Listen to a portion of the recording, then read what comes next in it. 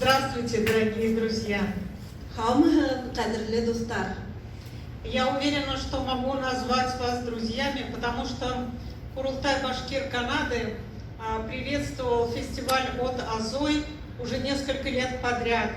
На прошлых фестивалях мы вам рассказывали о наших национальных костюмах.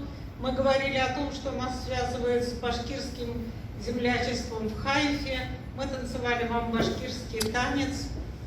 А сегодня мы к вам пришли с выставкой этнических предметов башкирских и башкирских сувениров, а также картин, которые показывают башкирскую природу и фрагменты башкирского эпоса. А начали сегодняшнее приветствие мы с башкирской мелодии, которую исполнили на кубызе Гульнара и Амир Авезовы.